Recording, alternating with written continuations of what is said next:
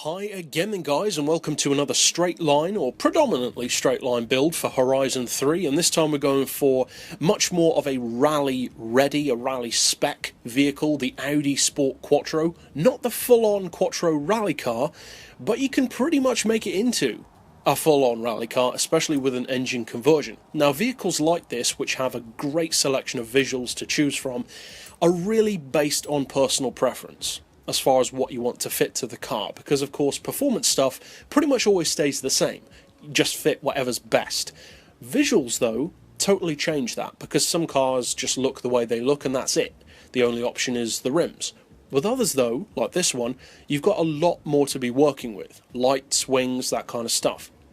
So that side of things is totally up to you. It doesn't really matter what you use. It might make fractional differences to the performance, but nothing major.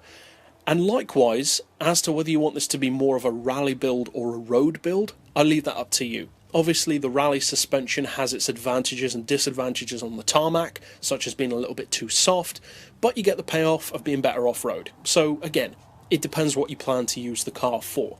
This tune is designed to be kind of a middle ground with a little bit more of a tendency toward tarmac use. So on the street, in other words. It definitely does have off-road ability as well though.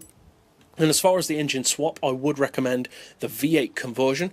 As far as the drivetrain, of course you want to keep the all-wheel drive. It is a quattro after all, that's what the name suggests. And for the aspiration, I would recommend the twin turbo. For the visuals, as I said, it's totally up to you, and everything else depends on what you need. I would, as you can see, recommend the roll cage. It's one of the relatively few cars that I would recommend that for. It does help more in older vehicles. And as far as rally suspension, rally tyres, all that kind of stuff, it really is down to you and what you need the car for. Plus, if you want to, you could always just make two tune setups using this tutorial, one for the road, one for the dirt. Why not? Now, according to the benchmark, it's quick. It goes without saying. It's a 1000 horsepower quattro. Of course it's quick. 2.4 to 60, 4.7 to 100, which is kind of even more impressive, and a pretty decent top speed of 242 miles per hour. That's a lot quicker than it easily could have been, and that does make this one of the quickest rally spec vehicles in the game. Most of them tend to top out at around 200 to 220, so that's a significant advantage to have.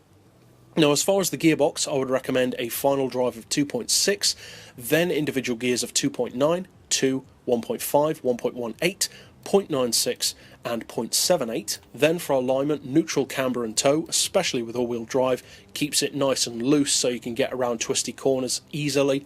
1 degree of caster. You could go higher if you want to stiffen it up a bit. It's down to personal preference, of course. Anti-roll we've got on 30 and 36. Springs on 148 and 149. And as I said, I've opted for kind of a mix of road and rally because I do have the highest ride height. You could lower that, but you don't really need to. It doesn't make a huge difference to top-end performance. As far as dampers, we've got those on 14, 13, 7 and 6. Aero doesn't apply, and for the diff, if you've been on the channel before, you know the drill. 100% on acceleration, 0 for deceleration, unless you want to try something else, by all means go ahead, or if you already know what works better for you, of course you could change that as well. As far as the centre split, I would recommend 75% in favour of the back end.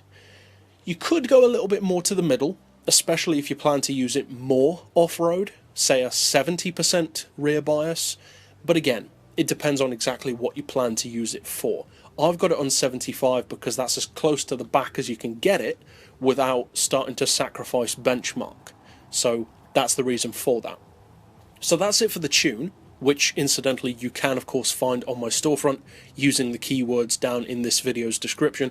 But for now, let's take it out on the street and see if it can actually hit that speed.